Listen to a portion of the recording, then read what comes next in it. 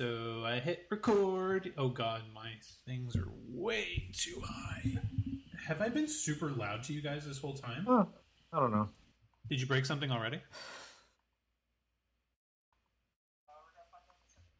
Are you recording this or no?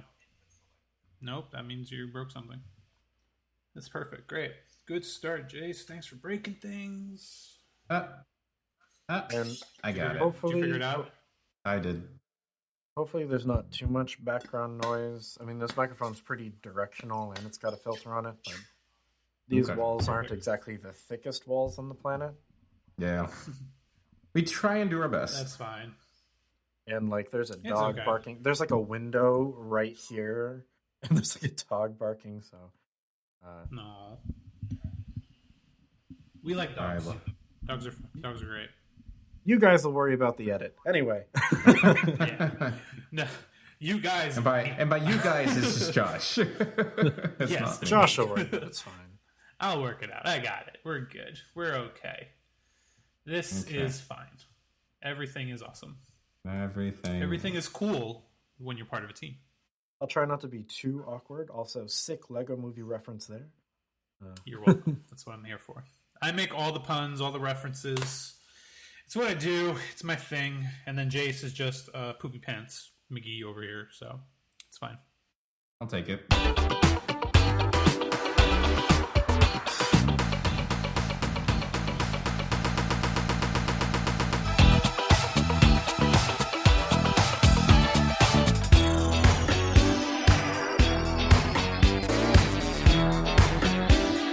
Greetings and welcome to our show, Fresh Geek Context. It is here we discuss insightful views on a routine bi-weekly basis over the incredibly nerdy things we can't stop talking about. To take you on this dorky ride are your hosts, Josh. I am so glad you're not wearing a robe this time. Hello, everyone. And myself, Jay. So why don't you take a seat, sit back, relax. We're here to do all the heavy lifting. It is about to get nerdy. This is episode 99, part 3.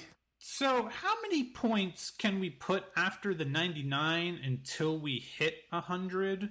Like, when we get to 99.9, can we do 99.01? Like, how No. does that work? Point 10. Point. But isn't that just point 1 again? No, it's point 10. But Then point 11. decimals. 12. It's But it's not decimals. It's just part. Listen, I grew up on the Dewey Decimal System, so this is not how this is working. Like, my brain is like right now. I don't like this. That's not how this works. That's not how any of this works. It's just a part. There could be multiple parts. There's like 10 Fast and Furious films, so it doesn't necessarily have to go right back to. Yeah, I'm just like part. What does that mean? That's how many parts there are. That's what that means. 99 part Fast and Furious. No, it's Fast and I don't know Furious. what you're saying Part 3, Part 4, Part 5, Part 6, and what's the next one that comes out? Part 9, right? Sure. That's how many Hi, films everyone. there Welcome are. back to the show. We don't know how to do this show, and we've been doing it for 99.3 times. Right? Well, I think that's accurate. It's more than that. Maybe. I It's don't definitely. know. It's Hi, Jace, it's how are definitely. you? I'm doing well. Are you okay? You're doing well? I'm okay. I'm just sitting here. I'm having fun. Huh? Do you know why I'm having fun, Jace? Why are you having fun? Because we have a guest with us. That's why. Oh, Get hyped, everyone. I am getting super hyped. We are getting super hyped because on today's episode, we're going to be talking about a lot of things. We're going to be talking about kaijus and Godzillas. We're going to be talking about Monster Hunter. We're going to be talking about... Are we going to be talking about GameStop stuff? I don't know. It's a surprise to us even because we're making this up as we go along, as you can tell. But with us today, we have our dear, dear friend of the show, a Mr. Jimmy. Hello, Mr. Jimmy. How are you, Hello. sir? Hello. Thank you for having me on the show. I'm really excited. This is my podcastual debut. I don't know what words to use. Oh, this is breaking news time. First time Podcast on premiere. Podcast premiere. Is that a Podcast thing? premiere. Oh yeah. Does this mean this is our like second exclusive or third? I think so.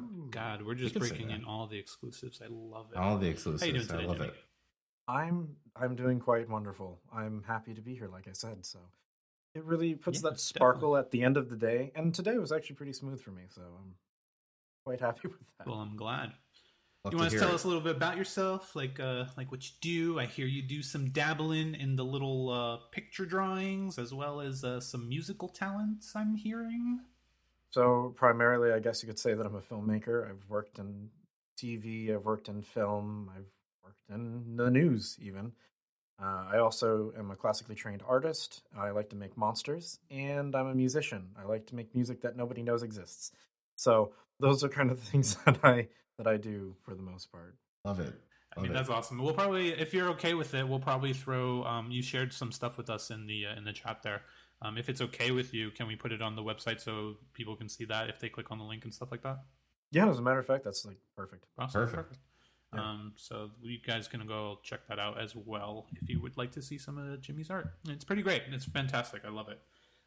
He's done a few Twitch streams where he's actually drawn it live on there, and it's really, really cool just to see like the process of it and stuff like that. And I just like the stories that you'll tell while you're doing it and just be chill with everybody. So I enjoy that a lot. I definitely like doing the chill streams. Yeah, for Nice. sure. They're always chill. I love it. I love it. So I guess we're going to be talking about some stuff here today with all of us here. And we're going to just, you know what? We're just going to kick things off. What do you say? You like that? I'm down. We're just going to kick things off? All right. Always down. So we're going to talk about a trailer that dropped. A really cool trailer. A trailer that we've been wanting to see for a long time. A long time. That is the Godzilla vs. Kong trailer. Finally out. Wow. It's finally out. Jimmy, would you like to be the honors of giving first thoughts on this trailer, please? So I'm very excited. So first off, I'm a huge kaiju fan. I've loved watching the old Godzilla films, and I've been super hyped for the new American Godzilla films. I'm even one of the rare kaiju people that love the Zilla film, so Godzilla 1998, which technically was canonified. It was made canon. It was made canon because of forget which Godzilla movie it was. It was one of the Japanese ones, and it was I think 2004. But the name I know what you're talking about. Yeah. And they brought in Zilla, and then real Godzilla just trashed him. So instantly. It's so good. Oh, I remember that. I've been loving what they've been doing with the new Godzilla films, especially the recent one, King of the Monsters, which was basically a love letter to anybody that grew up with Godzilla, especially like Godzilla versus King Ghidorah and Godzilla, King Ghidorah, Mothra, and forget the rest of it. Rodan, yeah. But no, so when I saw this trailer, I was like super hyped because I've been waiting for it for a while. Because this movie's supposed to come out like in a couple months, and they've had a trailer teased since like pre-COVID. So I've been waiting along with like probably every other Godzilla fan on Earth. And now that I see it, I'm just like, ooh, this looks like it's gonna be a lot of fun. Like maybe even like Pacific Rim levels of fun. Absolutely, and we all love some Pacific Rim in here too. Jace, what about you? It's interesting because there's a lot of feelings about this. I mean, I remember the Godzilla film that came out in 1998 with Matthew Broderick and Jean Reno. I love that film, even though it's like it's a perfect example of how bad the 90s era of films really were. Like they're just really bad, crappy films, and I grew up in that time. I'm okay with that. I'm absolutely okay with that. So, watching Godzilla in theaters was something I enjoyed. Looking back on it now, it's terrible. But, I feel like there's a certain level of, cheese to any of these monster films. Like, none of it ever makes sense, but it's an escape for me anyway. So, when they started with the King Kong film, with Brie Larson and Samuel Jackson, I saw that in theaters, and I thought it was great. I loved that, and I was like, definitely want to see more. And then it was a tease at the end that they were bringing in Godzilla, and then when I saw the Godzilla King of Monsters film, I was very much interested in that. That was a beautiful cinematic masterpiece of just destruction. I love that. I really, really love that. If you look very carefully at the trailer, I forgot the song that was playing at the time when that trailer came out. I think it was they had referenced Charlie and the Chocolate Factory. or is it Willy Wonka and the Chocolate Factory? I'm not necessarily sure, but I have to watch it again, and I'm pretty sure I'll be corrected. Nevertheless, it's the cinematography on that was just very well done. So when they had mentioned that they were going to be doing Godzilla versus King Kong, I was like, bring it on. Like, at this point, I'm ready for it. But then COVID happened. And so when COVID happens, you know, we've been talking about this on the show for a little bit. You know, like Warner Brothers, they mentioned that they were just going to drop all the movies, all the big premiere movies on HBO Max at the same time as theaters, and everyone was just like down with movie theaters. And I'm like, well, hold on one second. I'm okay with seeing some films on HBO Max, but there are certain films that is just going to be robbed if you just kind of put it on HBO Max. And this is one of those films that falls under that category. I have no desire to watch this film on my cell phone. I have no desire to watch this film on my television set. I want to watch this in theaters. I want to see the boom. I want to see the action. I want to see the explosion. I want to see the spectacle. I don't care if I'm in a theater by myself. I'm going to do it in theaters.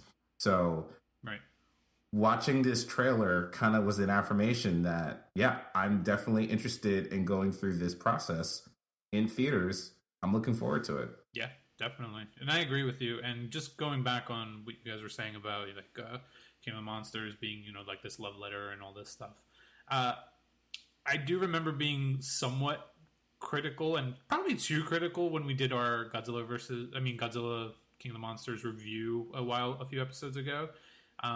But I've since watched it a few more times after that, and I'm just like, you know what? This film is a great time, and I'm just ready for this movie now.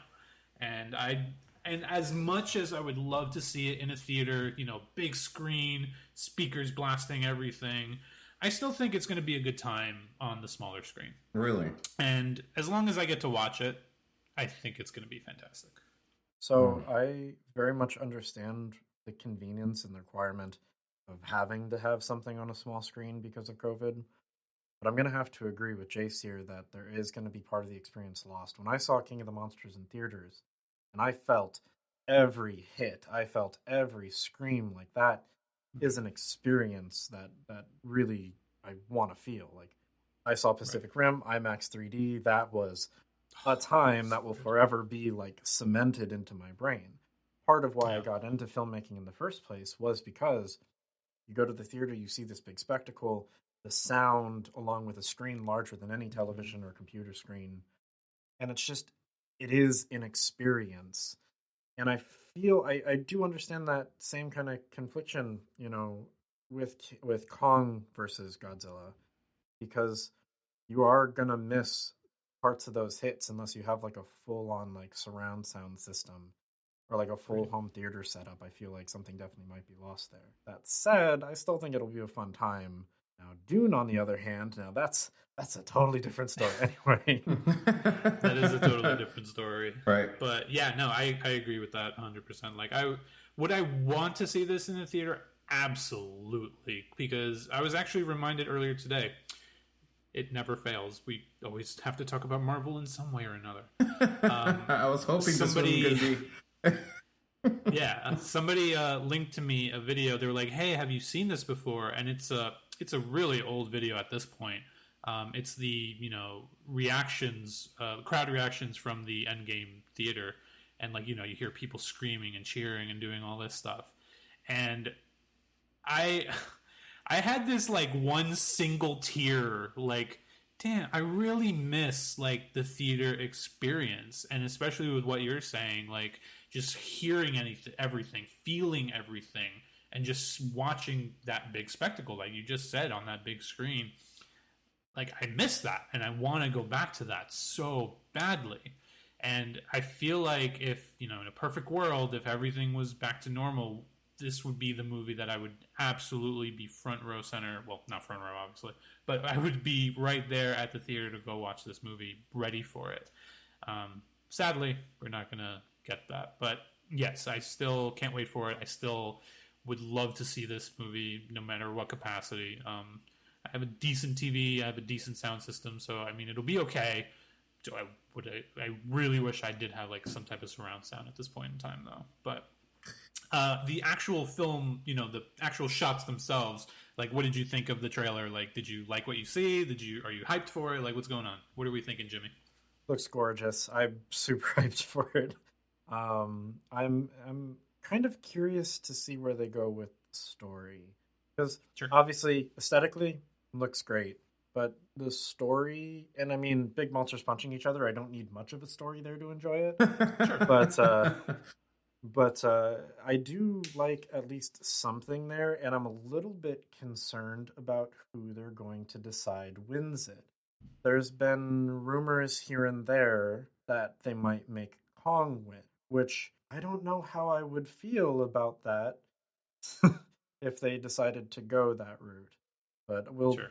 see how it turns out. I mean, Okay. What about you, Jace? you know, Yeah, I think we're thinking the same thing. Possibly. yeah, Go ahead. I don't feel like, I don't know. Like I've heard that same notion that Kong is gonna win, or he's gonna be the underdog, so he's the one that's gonna win. But there's something about that trailer. I'm always very silent because I don't want to predict the ending of movies. I know some people are obsessed with it. They're like they look at these shots and they say, well, like, these are definitely going to be in there, and these are fake, or these are just for the purposes of the trailer. I'm like, I don't really care. Like, the trailer is just, a hook to get you interested in a movie. Josh knows this very, very well. In regards to, the popular movies that come out from Marvel, I watched the teaser trailer, I watched the regular trailer, and then that's it. I just stopped because I don't need to know anymore. Sure. I have a feeling, though, and I don't know, I part of me hopes that I'm correct, but a part of me hopes that it's a draw, it's a tie, because there is another bigger, deeper, more scarier threat where they have to team up, and then they defeat that monster together, and then they go their own separate ways. well, there's definitely an extra threat. So even from that trailer, so things that people who aren't like big Godzilla fans probably wouldn't recognize is one in the background shot of one of the shots in the trailer. I can't remember which one. There's like a big screen with like a bunch of schematics on it. And part of those schematics are things that directly correlate to Mechagodzilla. So it's very likely that there's Mechagodzilla in it. Plus, I think there was another shot in the trailer that someone had slowed down, and you almost see like the red glowing eyes with the missiles coming through the city and blowing things up. Yep. That's also a very Mechagodzilla thing to do. So they might both be going up against Mechagodzilla. We don't know. We'll see. I mean, if they do, that'd be awesome. But I mean, the trailer itself is fantastic. The detail on Godzilla and on Kong, like the CGI is just on point. I feel in this movie so far from what we've seen. But yeah, that was what you said about like being concerned about the story and stuff like that. That was actually my original complaint about King of the Monsters. I was like, yeah, I like seeing these monsters fight and all that, but I'm like, I don't really care about the story, and they keep kind of going back to it. But then in subsequent views, I'm just like, okay, I don't need this deep story, but this is good enough to keep things rolling and to keep things like going. So I as long as they continue that trend where it's like, okay, we're not going to focus too much on these guys. We're going to focus on Kong and Godzilla, kind of like they did with King of the Monsters. Like I feel like it'll be fine. And the other thing that I really, really enjoyed about the trailer, they didn't pull any punches. Like they did exactly what like the Batman trailer did. And like, right then, Kong's about to go for a swing, and in any other trailer, I feel like that's where they would cut and go to another shot. But no, they kept it going, and I was like, that's what I want to see. People like they knew people were waiting for this, so they were just like, you know what? Here it is. And just seeing that showdown and just seeing that, and it looks like they're going to fight a few times. So it's not going to be just like one fight at the beginning, one fight at the end, and then whatever. It looks like they're going to be fighting a few times. So I'm personally excited about that too. Now, back to your point about King of the Monsters, like I'm gonna say like I should be exempt from ever having to give King of the Monsters a rating, because Sure. I was a really, really big fan of Godzilla vs. King Ghidorah from 1994, 95, around there. Don't quote me on years, I'm bad at that. So, but Godzilla vs. King Ghidorah was my favorite movie for a very, very long time. And I always wanted the dream of like seeing King Ghidorah, who is literally my favorite kaiju of all time, on the big screen. So when I saw Godzilla King of the Monsters and I see King Ghidorah on the screen for like the first time in my entire existence, and it's awesome, and like I'm crying and I'm just like, oh my god, this is everything that little me ever dreamed of. Like that for me puts that movie like super high in my brain. Sure. So like any flaws in that film, my brain just like, let's edit that out. We're not here. We're not gonna think about that right now. So that's kind of, and with Kong versus Godzilla or Godzilla versus Kong, I don't know which way they did it. I don't have it up right now. It's Godzilla versus Kong. Okay, so That's if the, Godzilla versus Kong, I remember watching the original Godzilla versus King Kong. And I remember it being hilariously campy and fantastic, so they can really only go up from there. Yeah, that's true. That's true. But nonetheless, I'm really excited. Speaking of the title, I just noticed something very interesting. So I was just searching the release date because I couldn't remember when it was coming out, which, by the way, comes out March 31st on HBO Max. But so the official name of this movie is Godzilla versus Kong. The original movie is King Kong versus Godzilla. Yeah. So they flipped it. I think they do that for very specific reasons. Yeah, I was going to say, I'm wondering if they did that because I would assume back in 1963, King Kong was like a more marketable than Godzilla in the West, at least. So I'm wondering if that's why they put his name first, but now everyone knows Godzilla, so they put his name first. I don't know. Yeah, that would make sense. That could be part of it. I just think that's interesting.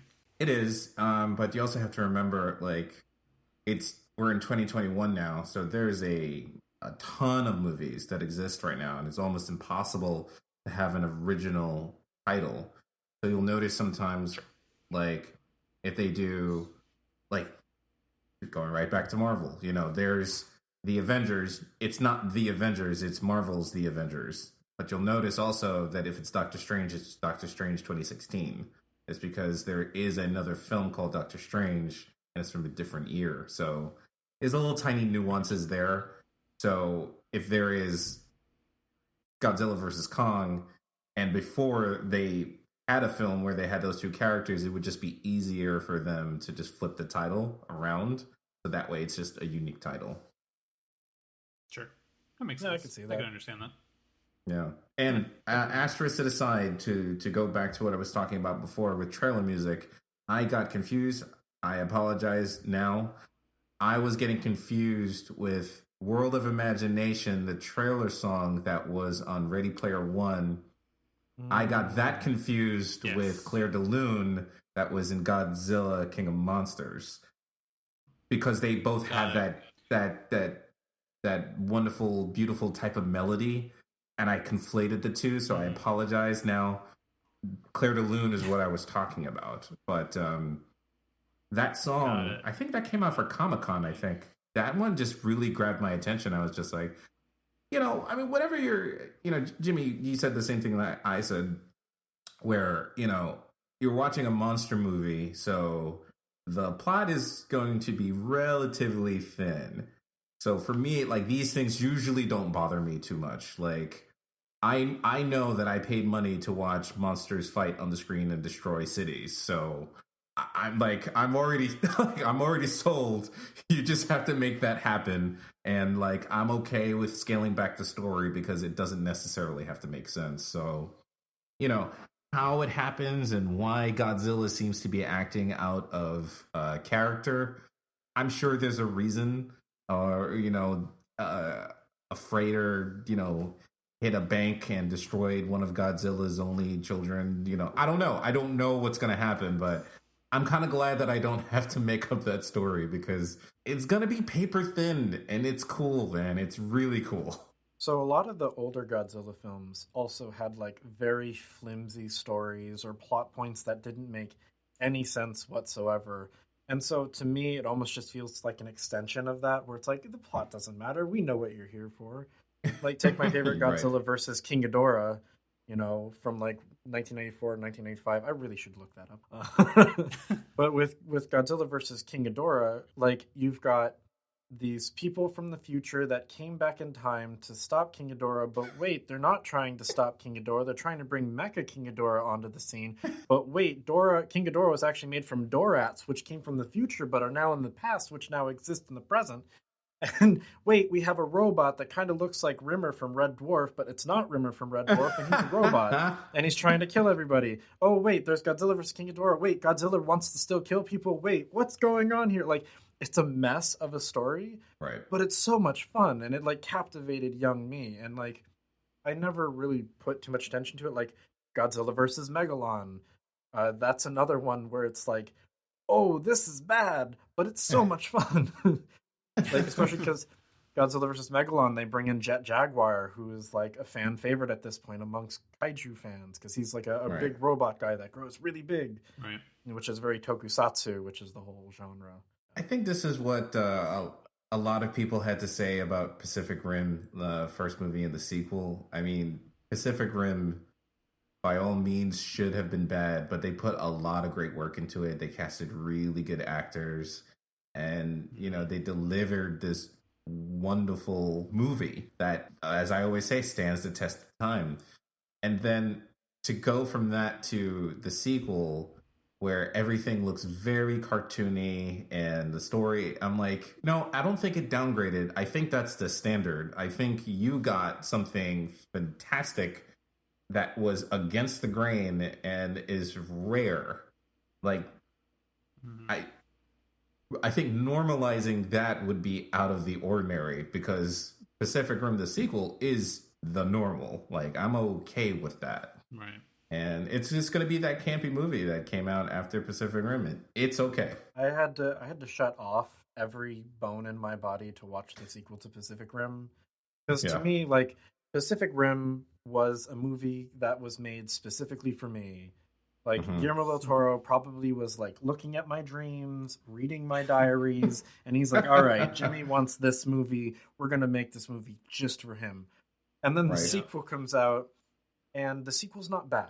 So, like, the sequel to me feels like a lot of anime sequels, where the first anime is, like, really great, and then the second anime, or the sequel to it, is serviceable, but it's a little bit more what you would expect, more mainstream. And that's not bad, Right. but it doesn't really jive with what I got out of the original Pacific Rim.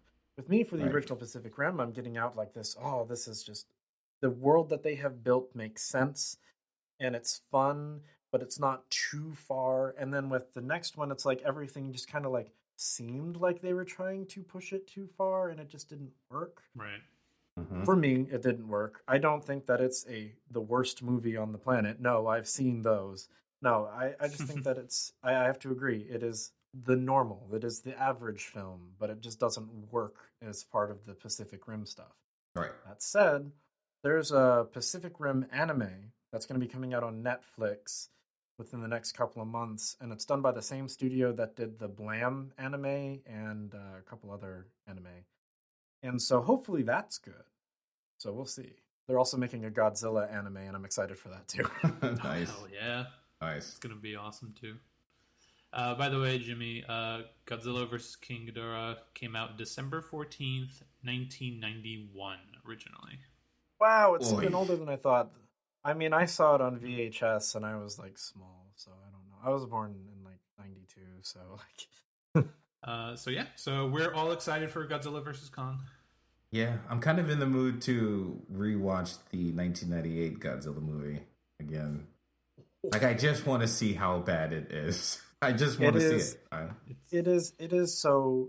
I mean, it's directed by the same person that did Independence Day, Roland Emmerich. And Yep. Yes. It has every aspect of a disaster movie that you would want, and it's got every, like, blank character that you can imagine. A main character that has these quips that says things that don't really mean anything, but they seem smart. You've got that general that's a complete a-hole. You've got, like, every stereotype that you can imagine is in the film. You've even got the foreign guy that, like, is now a part of, like, a different army trying to find out things about Godzilla.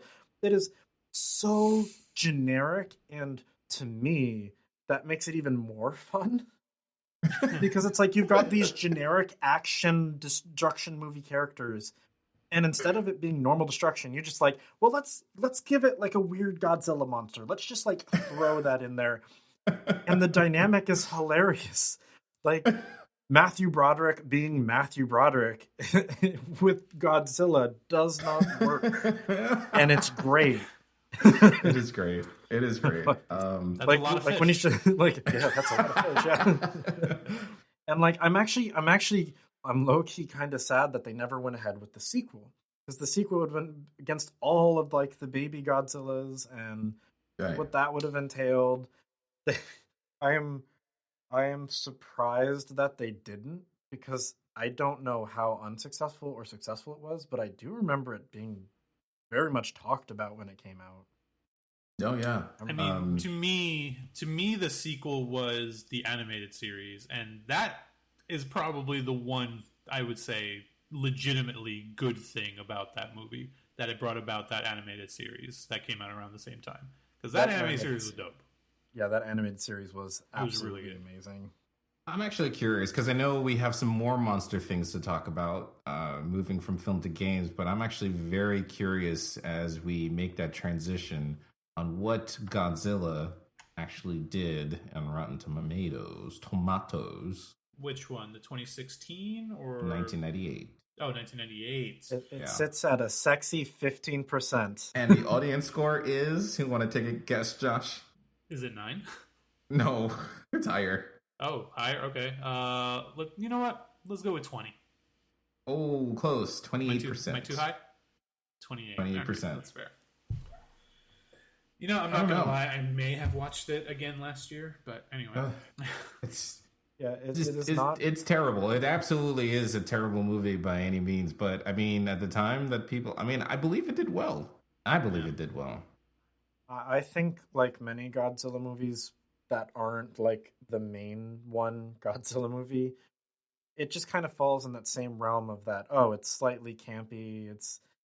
It to a degree, it almost fits like an American tokusatsu canon. So it does kind of work if you look at it with like, this is just good fun kind of eye. Right. Right. But if you're trying to critique a movie, it's trash. And that's okay to like trash movies. We're allowed to like trash movies. Oh, I love trash movies. Trash movies are fantastic. Yeah. There may be one trash movie we're going to be talking about in the near future. Anyway, moving on from one kaiju to many kaijus that you have to hunt, from what I understand. Jimmy, would you like to tell us about the series known as Monster Hunter? Boy, would I. No, so Monster Hunter is a long-running Japanese game series made by Capcom where you hunt monsters. It is about as simple of a game as it gets. There is one goal: hunt this monster that you get to hunt. There, for the longest time, wasn't really a story in any of the games. There was kind of a loose framework. And it wasn't until recently that they started to like really focus on any kind of narrative, and even then it's like very thin. But it is all about the gameplay. It's all about the fun. So it is a hunting game. You go and you try and fight these big monsters within a time limit, usually 50 minutes. You get to use any weapon you want, any armor you want within the confines of what the game has, and there are 14 weapons to choose from. I personally like to use the big sword because I get to whack things with it. All the weapons have pros, all the weapons have cons to them. There's a lot of good balance between everything. No one weapon is better than the other. It depends on what your playstyle is. And every weapon does have a unique playstyle to it. And even within those unique playstyles, there's a unique way to play within those playstyles. What makes it very interesting is when you fight these monsters, there's no health bar. You don't see how much health these monsters have left. Instead, you have to look at how the monster is reacting or interacting. Is the monster low on stamina? Oh, it's like moving really slow. Its moves are easier to telegraph. It's flying away. Obviously, it needs to replenish its stamina. Or if it's close to death, it starts to limp away. And you're like, all right, obviously this monster is close to death. Let's like take it out. And things on the monster break, and there's different other cues that the monster is getting low in health, but like each round is very much a round. Some monsters go all the way to that 50-minute limit, trying to take them down because your gear's not strong enough or it's just very strong. Mhm. And then other monsters, it's like a little bit easier, to take them down within like 5-10 minutes. So, Hmm. and that ended up being the main appeal of the game, is that fact that you are hunting these monsters and they feel like they're a living, breathing monster within this ecosystem that poses a Mhm. very real threat. Hmm. All right, interesting. So the new game that's coming out on the Switch, it's called Monster Hunter Rise, correct? Yeah, so Monster Hunter Rise is coming out on the Switch. It is a part of the 5th generation of games that includes Monster Hunter World and Iceborne. Okay. And it is considered the portable title. So previously in the Monster Hunter games, you would have a main title done by the A team and then a portable title done by the B team. Mm-hmm. At the beginning, this was on the PSP. And then when they moved to Nintendo, they stopped doing the B team making games just like that, and it was a little bit different. For instance, in the past, you had Monster Hunter 1 and 2 on the PS2, and then on the PSP, you had Monster Hunter Portable 1, also known as Freedom 1 in the West, and Portable 2, known as Freedom 2 here, and then there's G/extra versions to those. But when it went to Nintendo, the teams kind of switched it up. Monster Hunter 3 did have Monster Hunter 3 Portable come out on the PSP, but then there was a split with Sony at the time, so they didn't want to do that. So then they made Monster Hunter 4 on a portable console. So the portable team didn't really make anything until the anniversary title, Monster Hunter X/Generations in the West. Got it. Now they're back to doing what seems to be a main title and a portable title within a generation. So we're on Generation 5, like I said. And this Interesting. is not just Generation 5, but this is also a change in game engine. So it's kind of wonky where it falls. It has Generation 5 mechanics, along with brand new mechanics we haven't seen, but also a completely different game engine than what was previously used in the other games. Got it. Interesting. So, in terms of so this is Generation 5. It started on the PS2 era, correct? Yeah, so it started in 2004 on the PS2 with the first title, Okay. Monster Hunter, and it was part of their Of initiative to course. design games for like online play and whatnot. And that was Mhm. one of the first ones. Got it. Interesting. I've always heard about the Monster Hunter series, and I've always seen like gameplay of it. When I was younger, I heard about the series, and for whatever reason, do you remember an anime called Monster Ranch?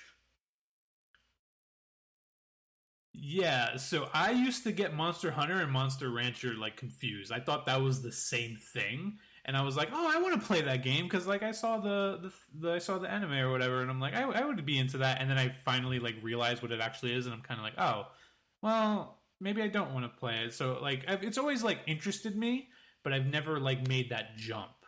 And especially back in the day, I wasn't really into like RPGs or anything as much as I am now.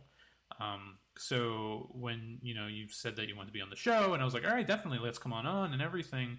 I went ahead and tried the demo for Rise, and then I played that for a little bit. And at first, the controls to me were a little wonky, but I guess it's like that with any new game that you try to get into, right? You kind of first try to get used to the controls and everything of that nature.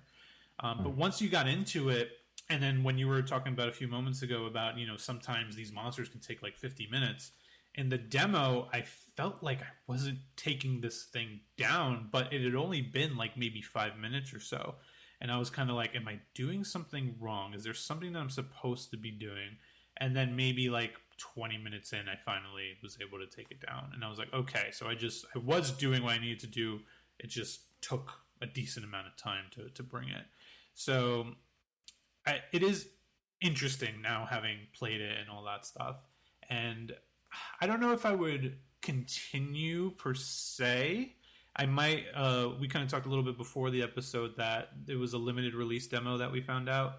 If they do come out with another one, I would really like to try it one more time before diving in completely. But I feel like it is something that I could get into. And Monster Hunter World was the one that came out on PS4 and PC recently, right? As well, or like, what is it? 2 years ago now, something like that. Yeah, yeah. So I know, right? Yeah. So I know a lot of people were really, really excited about that, and I almost jumped on that one as well. So I might kind of trickle back into that, because I've seen a few people play Monster Hunter World and they seem to enjoy it a lot. I've seen like on Twitch and just playthroughs here and there. Monster Hunter World is a great jumping in point because as far as the series' accessibility, Monster Hunter World is like a great starting point for newcomers because there was a bunch of quality of life changes in Monster Hunter World, and because the monster roster isn't so intensely big, it makes it easier to kind of ease into and understand the mechanics and whatnot. Okay. Jace, what do you know about Monster Hunter? Or what's so your affiliation? And if your I knowledge don't- of it. Honestly, I was interested in getting the demo. I didn't realize it was going to be a limited release. I know a few people that have played it and they raved about it, but I don't know if them raving about it ever made me interested. But I have to say, Jimmy, the way you just explained it to me just now actually is very intriguing. So, I know the movie has it come out already? Yeah, Yeah, so it the came movie out. the movie came out at the end of last year in December. Yeah, that's what I thought. And Mila Jovovich is in it, Yes. who is very known for the Resident Evil movie series, which is interesting because I've played a few Resident Evil games and I did watch a few movies, and those games and movies never seemed to quite align.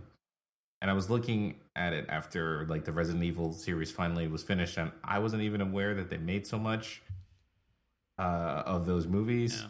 But I digress. I was interested in seeing that movie, but I guess I completely forgot that movie came out. So as for playing the actual game, I have not actually played a game. I don't think I've ever seen like a trailer for it. I just know that those games kind of exist, and maybe this will be the game that actually gets me into all of it. You never know. Yeah, one of the things about Monster Hunter that people tend to get frustrated by very early on is it's not exactly what most people expect going into it. I mean, it is. It's exactly what it says. It's like probably the most non-lying to you game series with its title. You hunt monsters. But I think a lot of people go into the game thinking that it's going to be more of a traditional RPG or action RPG, where you do see the monster health bars, where there's all these things that you can do to take the monster down, where you level up. And this is not a game where you do any of that.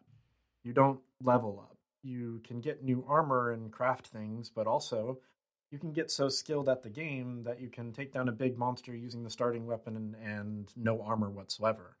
You can do anything within the confines of the game and basically get away with it, and that's kind of what makes it interesting. It's very skill based, so like it's you get better as you play, and it starts you off pretty easily. And I think because my fiance also plays, when I got her into it, I started her off like, all right, let's start you off. Which weapons do you want to use? And when she played through the game, she got progressively better and better and better as you go. It really is a practice makes perfect kind of game. That's awesome. Which game were you introduced to the series? Is it with the original? Yeah, I was introduced to the series with Monster Hunter on the PS2, and I hated it.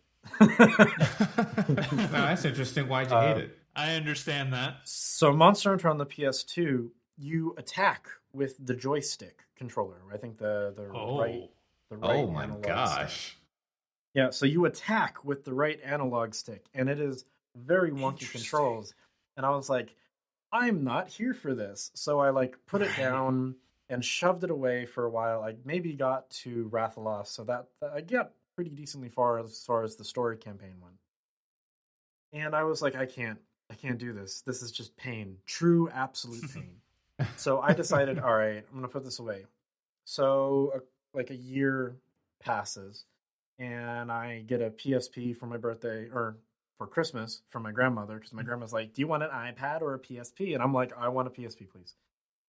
And my best friend also got a PSP. So I'm like, hey, we should totally find multiplayer games to play. And she was like, well, I found this game called Monster Hunter. We should totally check it out. It looks like you hunt big monsters. And I'm like, why does that sound familiar? Like it never crossed my mind. until like I go home after that day and I look, I'm like, oh, it's like that game. And so I'm like, oh Right. well, maybe it's gonna be different. There's no dual analog controls, so they had to adapt it somehow. And like, sure enough, on the PSP, the controls were much better. You attacked with like triangle and circle, as opposed Mm-hmm. to like the joystick, and everything just felt a little bit natural. And that was when I really started to get into it. So her and I would just constantly play like nonstop. Monster Hunter Freedom, which was the PSP one, we played to death. Monster Hunter Freedom Mm-hmm. 2, we just like that was our life. Like Mm-hmm. there was a monster in Monster Hunter that we had just this big wall we could never get past. Lao Shenlong, literally just this big giant dragon. And we had tried to beat it and we couldn't beat it. And then like on the day that my girlfriend at the time breaks up with me, and Sophie's like, you know what we should do? We should kill a big monster. And like we went in and we just took it down. We finally took it That's down for the awesome. first time. Like it was just a lot of fun. Sure. And then I decided I wanted to backtrack. So that's when I played Monster Hunter 1 again, a little more accustomed with like the game as a whole. I got used to the joystick control. I went and saw Monster Hunter 2 was never coming to the United States, so I bought the Japanese version and I played that. So I played through Monster Hunter 2 and it had the joystick control still, but the environments were much more engaging. It was gorgeous to play. Mm-hmm. It was still PS2, so I mean like probably looking back at screenshots it's not as gorgeous as I thought it was. But it was like this step up, and then they had monsters that I had like just started to blow my brains out, and then Monster Hunter Portable 2G comes out, and I have to get that. Monster Hunter 3 comes out, I get that, and like so on and so forth. I am attached to this game at the hip. No matter Mm-hmm. where it comes out, how it comes out, I am going to simp hard for it, and I'm going to shell out large amounts of cash to like try and get any version I can of it, because that's Sure. where I'm at this point. Mm. Basically saved my life. That's awesome. I No, dig I love it. it That's when a yeah. no, please. No, I was gonna say I just love it whenever for anything, not even just games. Like anybody has like that sort of passion for a series or passion for what they do or what they play and stuff like that. It's really cool when you tie something to something that it impacted your life essentially. So it's always great to hear like those type of situations for sure. But Yeah. I definitely would love to get into it a lot more, and now I might have the chance to do so. If not with this one, again, maybe try with Monster Hunter Online for sure. Yeah, like if you do decide to jump into it with either Rise or Monster Hunter World, I would love to play with you World, because I yeah, wouldn't mind playing with more people than just myself. definitely. I'd probably get the PC version. You know what? While we're talking here, That let's just see how much it is on Steam currently. Is it on the Steam? PC, yeah, it's on Steam, and the PC version is the one I primarily play. I kind of let my PS4 one die and Oh maxed no, out myself on the PC. that's fair. It is currently I'm seeing $30. It is $30, 50 for the deluxe or for Iceborne Digital Deluxe. Okay, that may be happening. That may be happening in a future time. It Like does I look said, cool though. I will say, like just seeing like all the different types of monsters, like the trailer's playing right now. This huge dragon dude just came out. It's great. I like it. Visually, I I think the mean, game is impressive. Jimmy, I gotta say, like, I don't. Maybe it should be a weird way to like advertise but the way you explained your experience with the game made me very interested in this game. Right. So I thank you for sharing that story because I don't know, it just took me back and like, where was I when the PS2 came out? Where was I when the sequel came out? And I was just like, and I'm matching the time frames from when the games came out and how you got into it and why I guess never connected with it. But the way that you explained it to me now just made me, definitely wants to give it a try and definitely would love to, um, you know, play because Josh knows this and I've been very clear about how I play games. When I grew up, I was very much into like consoles I always played by myself. So when after the PS2, like Xbox Live and PlayStation, like playing games with people just didn't really appeal to me. It just, I don't know what it is. It just never, I guess, attracted me at all. So I don't know. I always enjoyed playing Uncharted. I played the campaign mode and that was it. Call of Duty and first person shooters never did anything for me, but something is happening now with the new console of gaming, which is multiplayer co-op, which I'm sure is something that has been popular, but now with the system and how these games are going to play out, it's a lot more interactive where it's less competitive, it's more cooperative. So we have games like Gotham Knights that are coming out. There's the Suicide Squad game that's coming out from Rocksteady. And like now, as soon as you told me this story, I'm like thinking in my head, I'm like, that would be an amazing co-op experience where I may not be that great, but you might be. And then we're talking in real time and we're attacking this monster. We have no idea what is going to be, what's going to happen, but we have to communicate in such a way where we can coordinate our efforts to win. So yeah, this is very fascinating to me. I mean, thank you for taking the time to explain that. Yeah, you're welcome. It's very much a cooperative game. However, However, it's also very much a solo game as well. You can solo the entirety of Monster Hunter pretty much, except for World's online stuff. They have a few event monsters that are basically impossible solo, unfortunately. Which does kind of bum me out a little bit about World, but that's nor here nor there. Sure. But for the most part, you can solo basically everything in the game if that is your inclination. I know I soloed most of the Monster Hunter games, aside from the more recent ones and the early ones. Everyone in between kind of had to solo because either I had no one that had it or no one that wanted to play it with me at the time.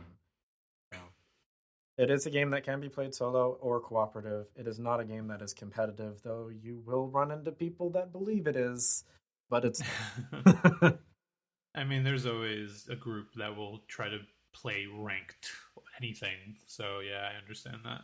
Do you prefer to play it as a multiplayer or a solo game? I used to prefer solo until my fiance really started playing with me more, and then I definitely preferred to play it multiplayer. Because after my best friend basically stopped playing it, because life circumstances are a thing that happen. Of course. I was basically just solo, and I don't like playing with random people online. I have kind of like an issue when I can't see someone's face and I have to interact with them. Sure. That's and it makes it worse if I don't know somebody, because then I don't understand like their little idiosyncrasies and like understand like, all right, so here's how this person works. So if I talk to them like this, it's going to be fine.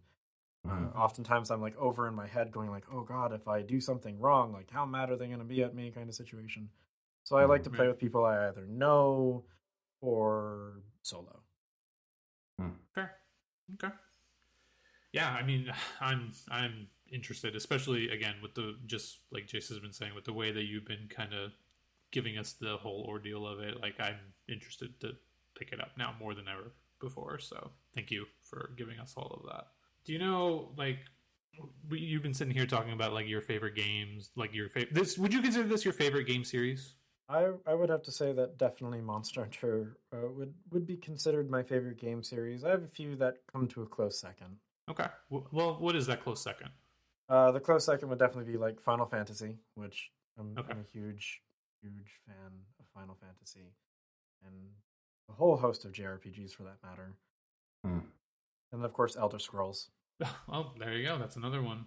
That, you know what, Elder Scrolls is actually two of my really, really good friends. When we first got our PS4s, I believe, tried to do Elder Scrolls Online.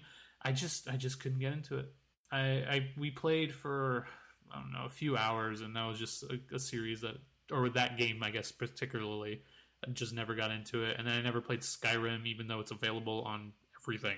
From, I'm sure there's going to be a toaster one day that'll be able to run Skyrim. But who knows? But yeah, I just never got into that. But the reason I asked, like, what your favorite game series is, and Jace, you're gonna go next on this one, is because I just want to talk about what our favorite series are. We've kind of hinted at it before, just Jason just me and Jace. But now that we have you, Jimmy, on here, and you're talking about Monster Hunter and how passionate you are with that, and how Final Fantasy, we talked a little bit about that before we started recording. Jace, what's your favorite like video game series? Like if you had to tell me right now, like I had a gun pointed to your head, tell me what your favorite game series is. What would you tell me? Why is it so violent? Why does it have to be the gun to the head? Video games cause violence. Don't you know that? Duh. Oof. Oh man. Honestly, there's a few. Because I mean I've been playing games for a while. But the one that keeps popping up in my head is probably Kingdom Hearts. Just because a simple concept somehow ballooned into virtually like 10 games. Or 10 plus games. Yeah. And apparently it has no sign of stopping. And I'm kind of glad that they're not. I wonder now that, 3 is out, where do they go from here? Because there is an appeal that is to be said with Final Fantasy-like characters meeting Disney characters in their worlds. And, now that those respective stories are done, you can't repeat them. So where do you go from here? How do you keep that interesting? How do you, can Kingdom Hearts survive on its own without, I don't want to say piggybacking, because piggybacking doesn't seem like a fair word to use, but can you have the Kingdom Hearts series be as fun, as engaging with just the characters by themselves? The characters certainly have grown. They certainly have, but can it continue? I want to know.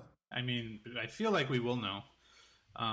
Because I'm sure there's no stopping that game. Did you pick up Melody of Memories, the latest one? No, but I played the demo several times. Yep, we talked about that demo. Did you play the demo, Jimmy?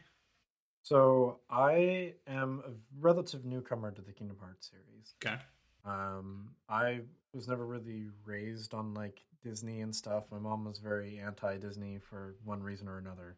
So I didn't really have too much exposure to things like that. And plus the anti-video game things, and Sure. it became kind of a mess. So I only recently have decided to play Kingdom Hearts. I'm currently on Kingdom Hearts 2, but I've already played Nice. 1, Rechain of Memory. I'm sorry you played that. Did you finish it is the question. I went and straight found the cutscenes. And then the other one I played was 3 something over something. The weird fraction one. 358 days over 2, whatever. Which is another one I was just like, I'm just gonna go find the cutscenes. Yeah. And then Birth by Sleep, which really enjoyed, and now I'm on 2. Mm-hmm. So I've been playing through 2. I had to take a break though because I played all of those within like the span of 2 weeks. Oh, Wow. boy, That's awesome. So I'm right. like halfway through 2 right now, but I'm That's really awesome. I'm like super enjoying the series and loving it a lot. The first game I was having difficulties because I'm not so used to like this is gonna be like borderline heresy, but I don't play No judgment here. like Monster Hunter is the only game that I play where like the challenge is okay. Mhm. Otherwise, like I play games on easy mode because I'm not that's like fine. I'm not like a full-fledged gamer like a lot of other Sure. people. Like you won't see me being like, all right, I gotta like play this game on like epic mega death mode. I don't know. No, like Yeah. I'm one of those people who are like, if it's a story game, especially JRPGs, I'm like, I want to play it on easy. I want to enjoy the story. Maybe later Mhm. I'll go Sure. back and do something with it. And Crazy. in Kingdom Hearts, I was told, hey, you should do it on normal. And I was like, all right, I'll do it on Mhm. normal. I did like Final Fantasy Remake on normal, and that was fine. Mm-hmm. So I played on normal, and like I can't get anywhere. I accidentally end up at the Tarzan level, and I'm like, I want to die. I can't do this. Like I didn't. I was just getting flooded by the weird monkey monsters, and I'm like, this is what's going on here? Yeah. And yeah, I couldn't make it through it. I had to put it down. And so I went back, and when I started over again, I was like, I'm going to do easy this time. And even on easy, like through the whole game, I was fine until like that last marathon battle. And like you're going against the one weird winged gargoyle monster. Yep. Yeah. You know, from the Fantasia Ansem. movie. Yeah. No, not Oh, Ansem. no. Okay, I know No, what you're saying. Yeah. Chernobog. Yeah. Chernobog. Yeah, no, Ansem himself was easy to me, but Bravo. the Chernobog, I was getting like just wrecked because I'd get close, volcano would go up, and like Yeah. I ended up beating him because I was just like hit and running, and I'm like, all right, I'm gonna back up as far as I can, Yep. and then hit and run. Yep. But like that was the first time that I had any difficulty, and like I said, I'm playing on easy, so like I know that doesn't Right. mean much, but like for me that meant okay. a lot. Oh yeah. But like the whole game, I was like, all right, this is a pretty good game. It's enjoyable. Like the gameplay's fun. I like the background story that's kind of building up here. It's pretty cool.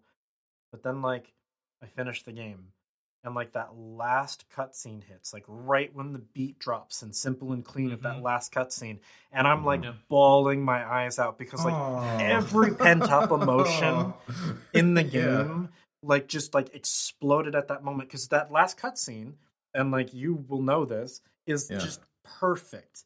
Like they lined it up perfect. They hit that beat perfect. You know, Hatada Hikaru comes in like, all right, let's do this. Let's just start singing this song, belting it out right away. And the way that things just fall away in the cutscene, and you're just like, yeah, it's so good. And that was why I was like, at that moment, because before then I was like, all right, this is a good series. Maybe I'll play a little bit more of it. After that cutscene, I'm like, all right, this game's going in the archives. I'm playing the next one.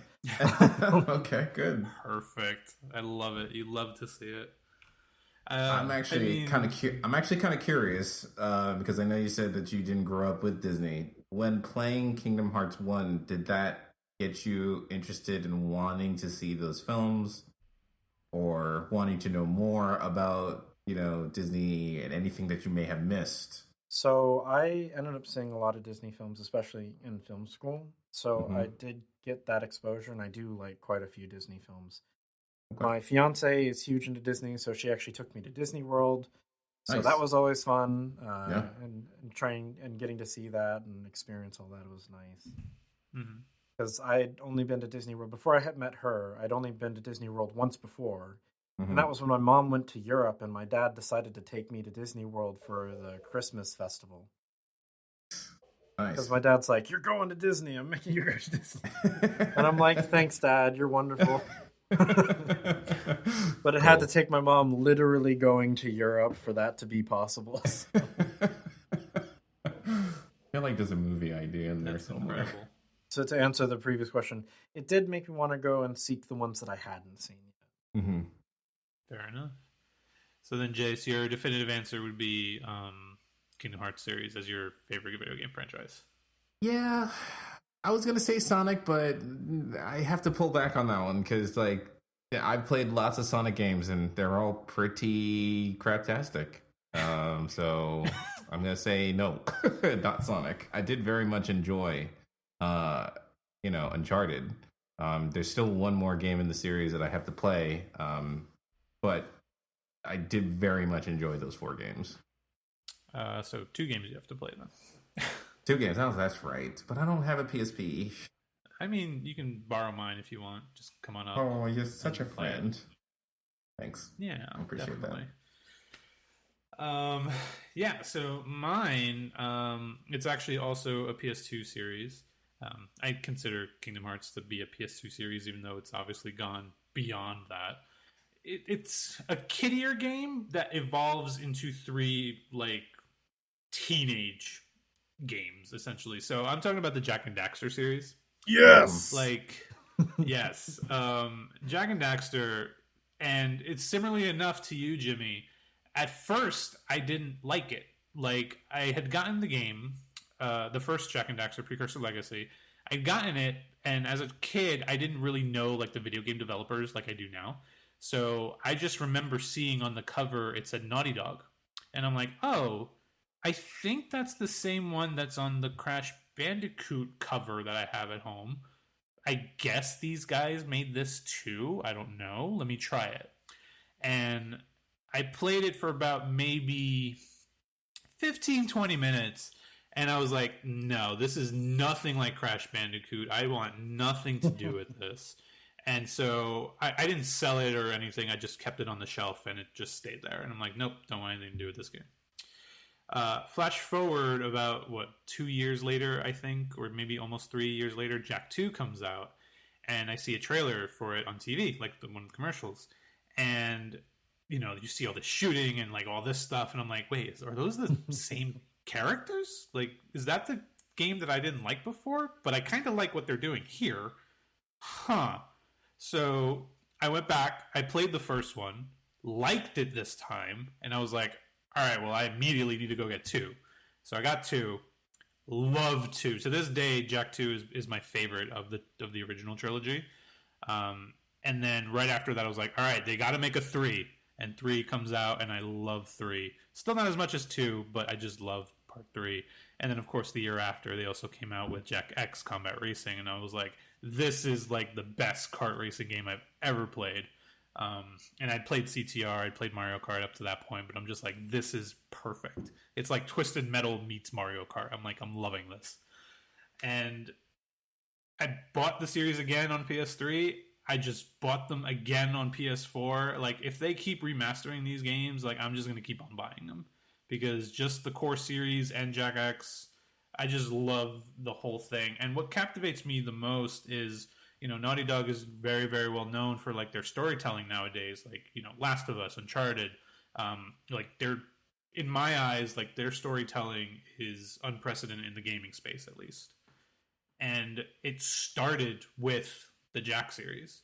Like, that's their origins of storytelling. And so just seeing that story unfold and seeing what they've turned into today, that solidified me as a Naughty Dog fan, and that being my favorite series of all time.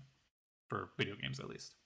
I really love the Jak and Daxter series so much. I put many hundreds of hours into Jak 2, playing it over again, and then Jak 3 was just like, yes, this is the wrap-up that I wanted.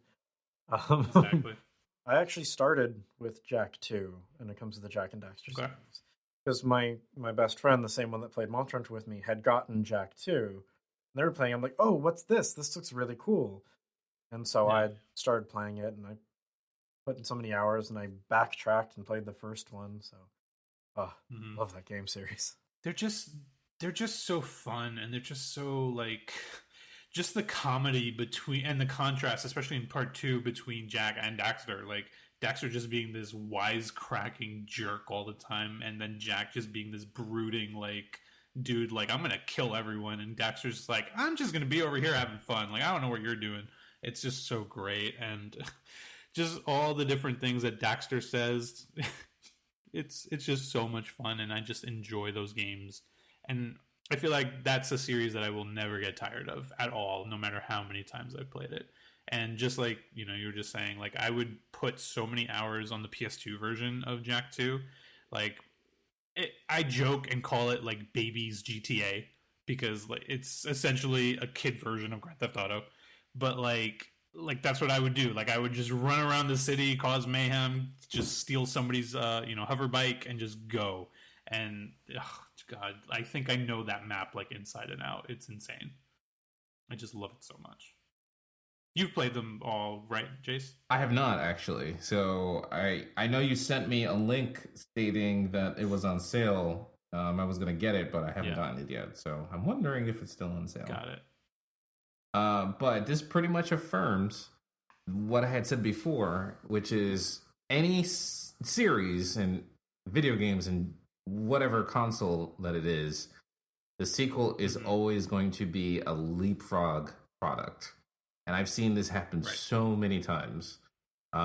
Sonic to Sonic 2. Sonic 2 blows Sonic 1 out of the water in spades.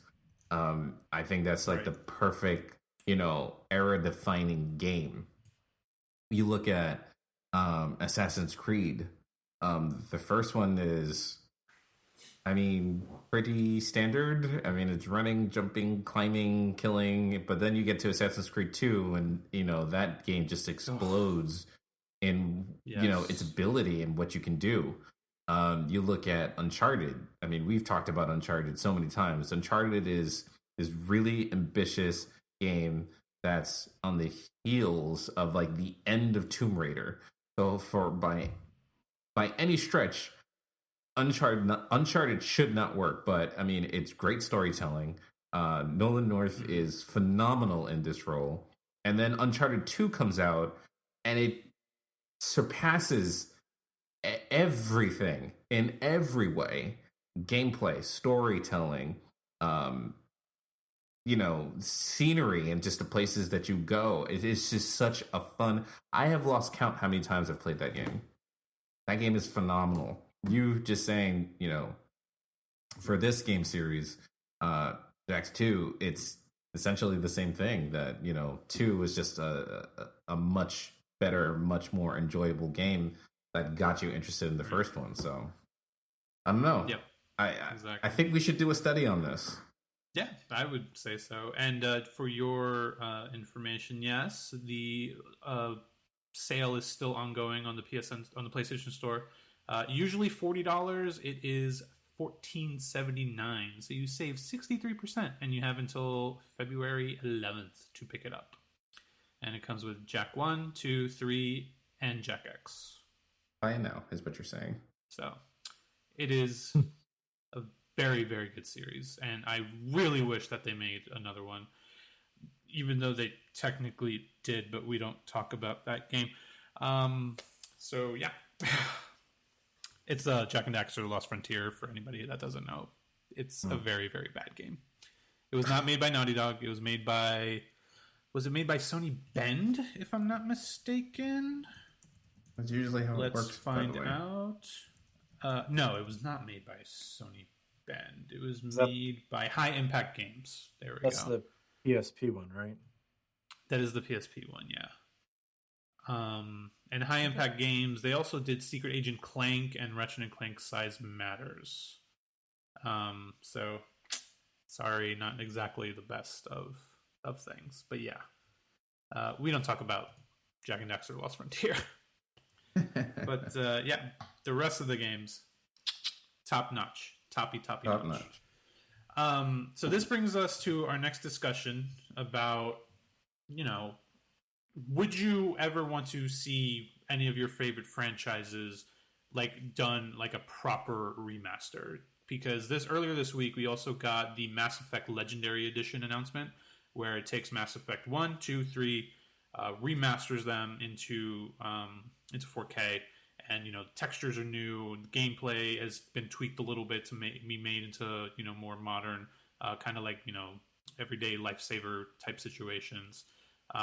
Would you want, Jimmy, like, for example, the original Monster Hunter remastered, like, with today's modern schemes? I would probably die from a heart attack from being so excited if they decided to do that. Sure. Like... No. I've always dreamt about it in my head because everyone always does these remasters, and it would be like perfect for them to do a Monster Hunter 1, Monster Hunter 2 kind of remaster bundle, especially because we never got Monster Hunter 2 in the West.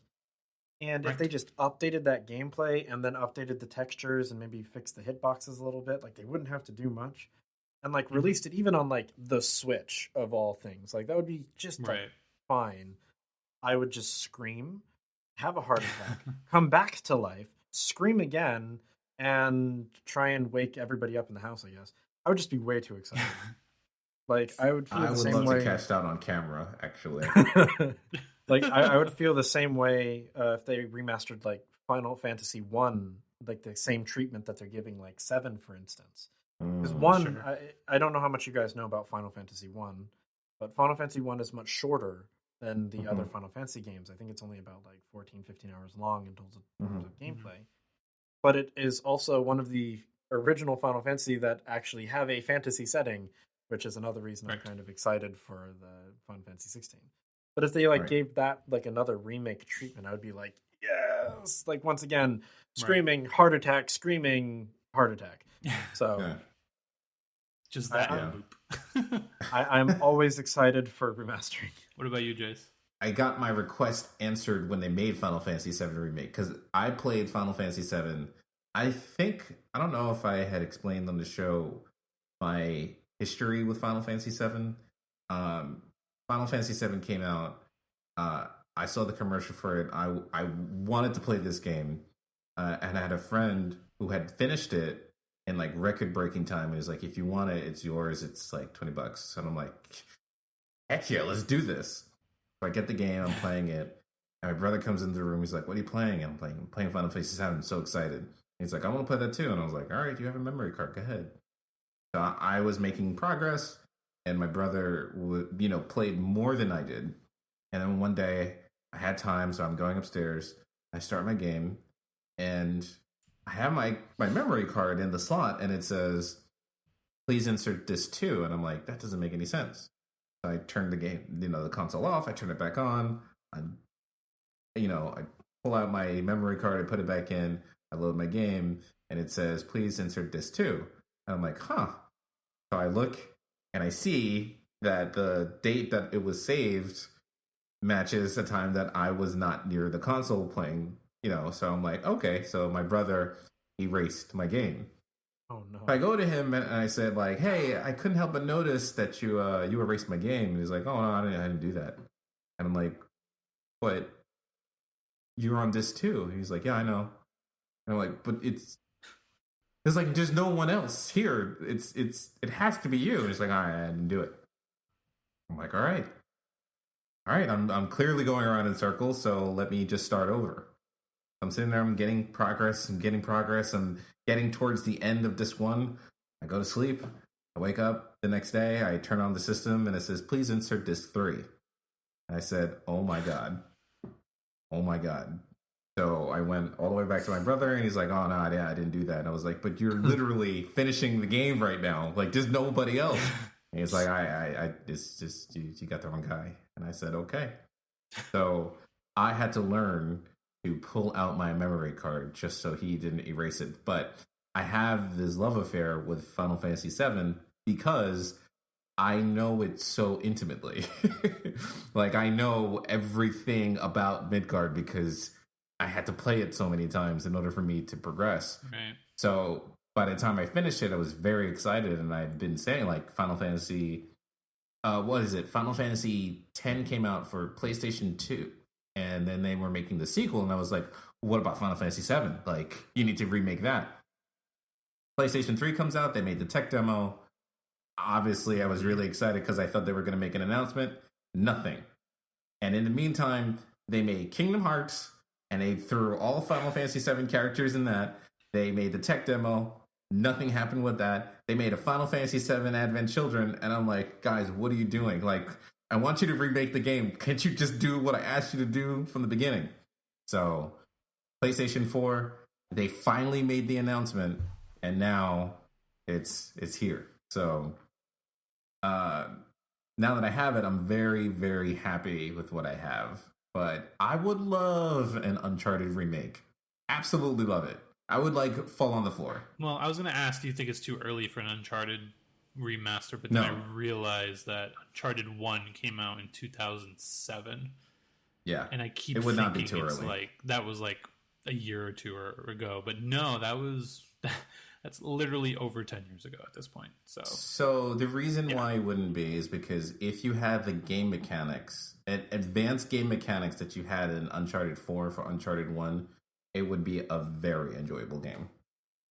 The island could be bigger. There could be different plot points. It could be the same ending or even a new ending, and it would be phenomenal. And Uncharted 2, Uncharted 2 with the gameplay of Uncharted 4, are you kidding me? That would be like a masterpiece for you. That would be it. I think I could retire from gaming. I would fall on the floor, wake back up, scream, tear my shirt, pass out again, taken to the hospital, revived, start screaming again, run home if they made that announcement. Yes.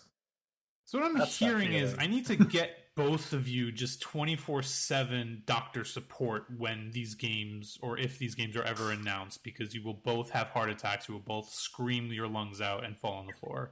I don't think you basically. understand how much I love Uncharted 2. Like, I love Uncharted. Like, I picked up that game because I saw the trailer, and the trailer was like, all right, this seems interesting and enough. But as I started going from level to level, from the train, going through the flashbacks, and then, you know, fighting in a tower that's being shot down by, you know, a missile launcher on a helicopter, and the train sequence, and getting back to the flashback sequence, like, it was insane. And then, you know, you finally reach Shambhala, and you keep going, and I'm like, this game is amazing.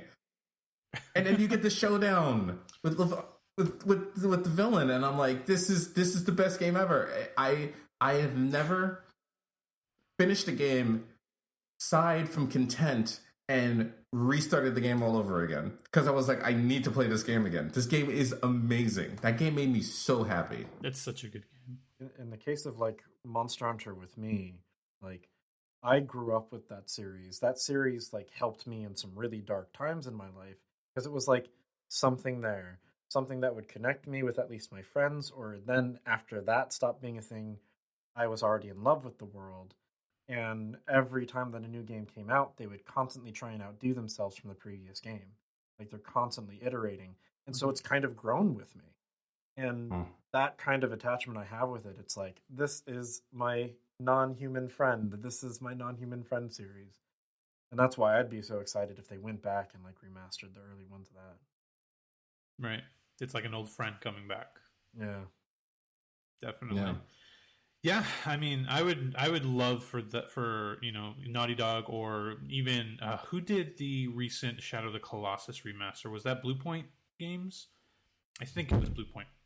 But essentially, like, if they did the remaster, like they did with the Crash series recently, like, you know, updated to 4K, new textures and all this stuff, and then, you know, just made the controls slightly better, I think I would just go head over heels for that remaster and buy it immediately and just never stop playing it.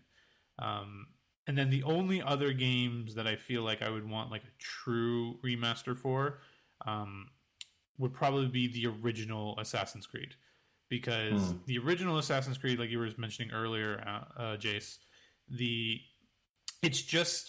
it's good, but then you play 2 and then you just see how much better, you know, it can be, right? And so if they took the mechanics that they learned from 2, from 4 even, Black Flag, which is probably my favorite Assassin's Creed game, like if they did that and redid it into the original with that remaster, with, you know, the way that Valhalla looks today, I think I would enjoy the heck out of that game. So yeah, I would love to see that game also remastered besides the Jack series, because I just really love Assassin's Creed. So I've played almost every single one of the main lines except for 1. I think there is one other thing that I would add to the Uncharted series that would actually make it primo. What's that? Multi-co-op. I mean, they kind of had it. No, they did not. I mean, was it in 2? Well, they didn't have it with the story, but they had it, like, you know, these little side missions that you can do. Just imagine, okay, Uncharted 1. Yep. You play as Nate, or you could play as Elena, where like you and I could basically go into a mission and we could plan how we're going to go in. Right. Or same thing in Uncharted 2 when you're going through Nepal. I mean, we can actually plan a mission together, and there's no one right way to do it. Like, you can go in guns blazing, you can go in stealth, I'm telling you, Uncharted 1 through 4 has the perfect ability, and even the extra side game, they all have the ability to be remastered with multiplayer co-op, and it would be phenomenal. I'd play that. Absolutely. I would play that for sure. Man, all these talks of games, I just want to go and just play them right after this, but we do need to talk about one final thing before we top off this episode, and it was something that you just brought to our attention, Jace, We probably should have talked about it in the beginning, but we all forgot about it, so it's okay. I forgot about it. Yeah, exactly. Jimmy, are you a fan of the Cloverfield series? It's big monsters. I'm always a big fan of it. Yes, That's fair. Nice. So Cloverfield, for those that don't know, when did the original come out? 2008, I believe, around there. Yes. Yeah, we reviewed the Cloverfield Paradox. I forgot about that. Yes, we did. That was a previous episode. So yeah, 2008, Cloverfield. This film came out. It was a found footage type situation about a giant monster attacking New York City. Yes, it was. I personally love Cloverfield. Love the movie. Yeah. Its sequel, 10 Cloverfield Lane. Fantastic movie. Directed by Dan Trachtenberg, starring John Goodman and Mary Elizabeth Winstead. Correct. God, I love that movie. I can watch 10 Cloverfield Lane anytime. Such a good movie. And then, of course, Cloverfield Paradox came out as a Netflix exclusive. How many years ago now? Like 3? That was in 2018. Yeah, it was directed by Julius Ona, and it starred Gugu Mbatha Raw, David Oyelowo, and Daniel Brohl. Yes. David O'Dowd was in it as well. That's correct. Wait, David O'Dowd? Yes. So now, as much as I would love a Cloverfield 4, it does look like that they're going to be doing a sequel series. Correct, Jace? To the 2008 Cloverfield. Got it. You want to tell us a little bit about that? Yeah, so this is actually from IGN. It says here, Cloverfield, the new sequel from the Batman TV series showrunner, won't be found footage. So I'm just going to read it from here. The sequel is being written by Joe Barton, the showrunner behind HBO Max's Batman spin-off show centered around Gotham City, blah, blah, blah. It will be produced by original Cloverfield producer J.J. Abrams and Bad Robot's head of film, Hannah Minkela. According to a Hollywood Reporter, this new movie will be a direct sequel to Cloverfield, which ended on a cliffhanger that left it unclear if the nuclear explosion that occurs in the film's final moments actually killed the monster terrorizing Manhattan. So, obviously, this keeps going on. We talk about Godzilla, we talk about King Kong, we talk a lot about these, monster films, but Cloverfield is definitely in that space of solid contenders for monster films, and I'm glad that they're making a sequel. So Cloverfield holds a special place in my heart. I took my girlfriend at the time to that movie, and she threw up. So I remember that movie very vividly. But the other thing that really keeps a space in my heart is it is a truly Western kaiju. So, a lot of people in the kaiju fandom never really considered King Kong as a kaiju, even though King Kong's origins are Western. And it's not until more recently that ethos has been like, all right, we'll accept King Kong as a kaiju, it's fine. But a lot of people are like, he's still too animalistic, not enough monster. And that's kind of what you'll find a lot in online kaiju communities. That said, Cloverfield monster, everyone was intrigued. It's a truly Western kaiju. It's got an interesting form to it. The movie was memorable. Everybody wanted more.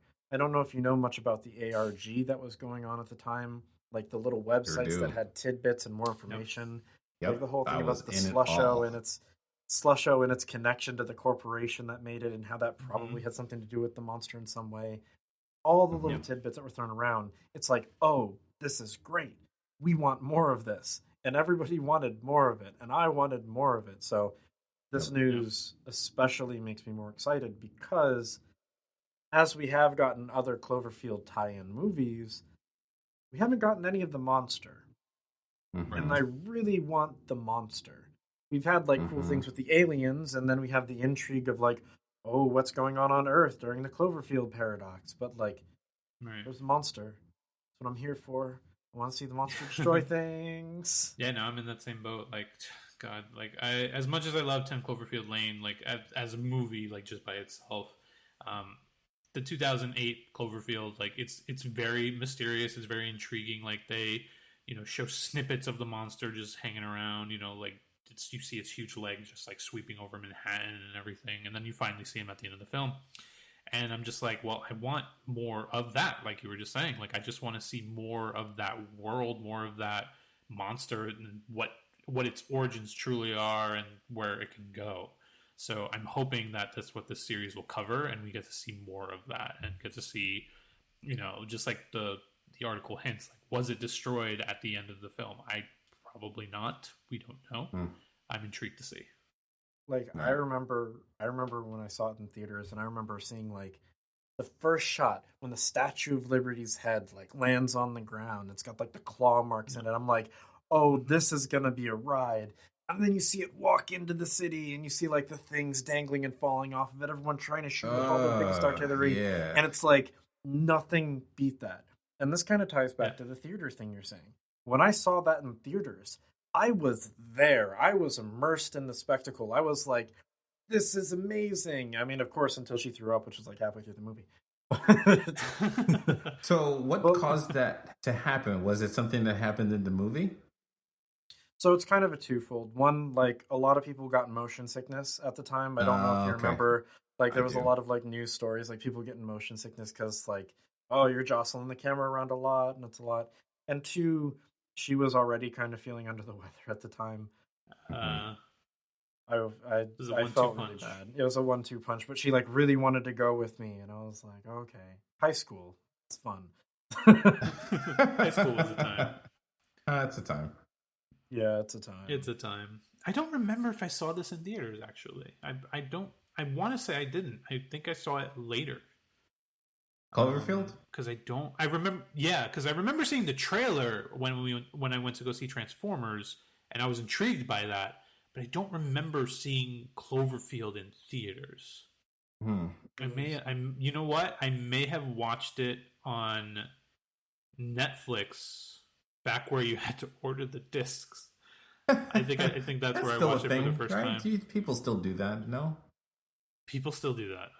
Believe it or not, they do. Like it's still a service.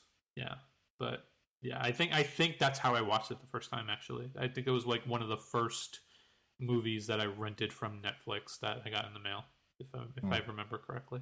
How times have changed. Those red envelopes. Yeah, those red envelopes. I remember, but I'm excited about it. I remember the red envelopes. I am too. I like. Sometimes you wonder, like, are they ever going to make certain sequels for things? Like, we didn't really have a chance to really dive into much else because this was a very monster-centric episode. But I think about this a lot. Spider-Man 3 has been ramping up the hype train. And if everything goes well, COVID pending, we should have Spider-Man 3 come out this year. Which means we've had 3 new Spider-Man movies come out, and we're still waiting for Guardians of the Galaxy Volume 3. It just blows my mind. Like, it's just... Oh, wow. Yeah. Yeah. I didn't even think about that. Yeah. I think about this often. Yeah. So Jimmy, have you heard about any of the rumors for Spider-Man 3 about what's happening with that or no? So I know that they're going to do multiverse stuff with it, and I'm excited. That's the rumor, yeah. Yeah, I'm excited for a lot of the things that they're doing. So first off, outside of me loving monsters, I also love comic books a lot. Mm-hmm. And I've been loving what they're doing with the new Marvel Cinematic Universe stuff. I mean, the old stuff's also good. It's been just a wild ride the whole time. And of course, Endgame destroyed my soul, and I loved every second of it. And I'm excited to see where they're going to go with it, especially now that they want to bring in Fantastic Four, they want to bring in X-Men. And I don't know if you guys are watching WandaVision, but there's a lot of stuff that they're doing with it that's like really cool. Can't say anything because like no spoilers. No spoilers. But like everything that they're doing, I'm just like anything that they do next is going to be perfectly crafted and precise. And especially if they're dealing with multiverse stuff now, because we got Doctor Strange in the Multiverse of Madness. We've got what's going to be basically a live-action Spider-Verse, or that's what the rumors mill is churning out. We know that if Guardians 3 happens, it's going to deal with Adam and probably things that also deal with the multiverse. and the big bad is probably going to have something to do with the multiverse. So you're forgetting Loki, by the way, because Loki yeah, has Loki. this whole thing, right? Yeah, Loki's so much show, stuff that's happening right now. There's so much so happening, and like I'm trying not to get everything confused because I have a lot of things I'm into, and they're all like happening at the same time. Like you got Star Wars, who now has like the Ahsoka show, the Mandalorian, the new show with Boba Fett, Obi-Wan, like all that good stuff. And I'm just like, okay, so I got that. And then we get the Marvel stuff. And I'm like, okay, how am I going to time manage anything in my life? I am apparently not meant to be a productive human being because all of this is going on. And I'm just like, That's a lot. Because like, it's fantastic. Because like, especially with it definitely Marvel. Can be. With Marvel, there's so much they can do, so many antagonists that they can pick from. Yeah. And this is the last thing I had to say before I'm sure we have to wrap up. I'm just waiting for the time where Marvel like creates a new bad guy, creates new characters, because they're going to come up to the time where they have to. Like, we're almost there because they're flying through sagas right now. Like Age of Ultron took a few years in the books. And it was one movie. And I'm like, that's interesting. Civil War was a series of books.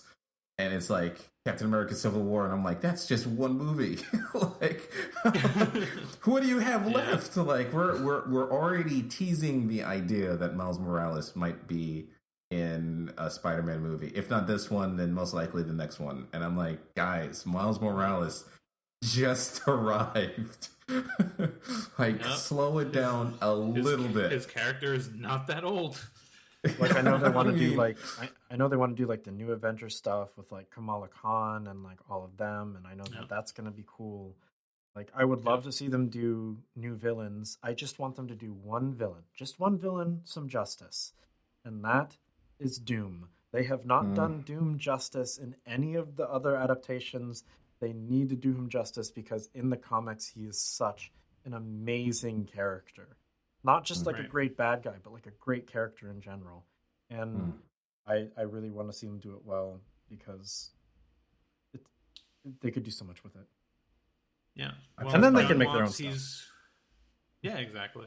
I mean, John Watts handled Spider-Man I think he handled Spider-Man pretty well in, Homecoming and Far From Home, and then we'll see what his third movie entails. But he's going to be directing, the Fantastic Four movie, so I'm sure he gave a really good pitch, and I would not be surprised if Doom is part of that. And, Kevin Feige, I don't think he would approve something unless he was like, no, this is the right way to go. So I feel like that's going to be coming very, very soon. So I'm going to be happy for that.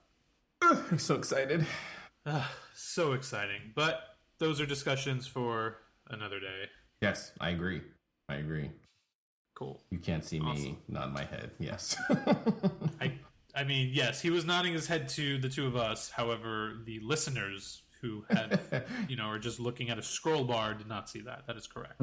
Absolutely.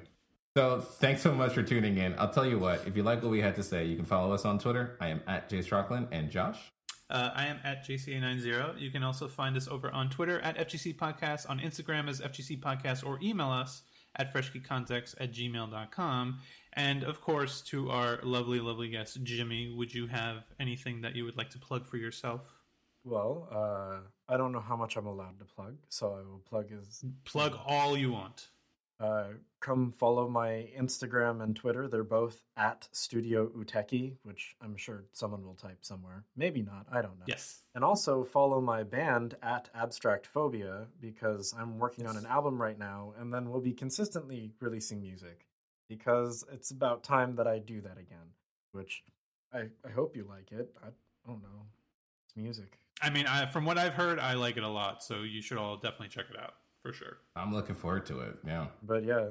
You can also visit our website at freshgeekcontext.com for written articles, galleries, and videos, as well as Spreaker.com. Just search for Fresh Geek Context there or on any streaming platform of your choice. It goes a long way for us to know that you're listening, and share with your friends so they can be Fresh Geeks too. Until next time, everybody. So, have you ever tried shawarma? Because what is shawarma? Like, is that like brunch? Type of brunch? Shawarma brunch.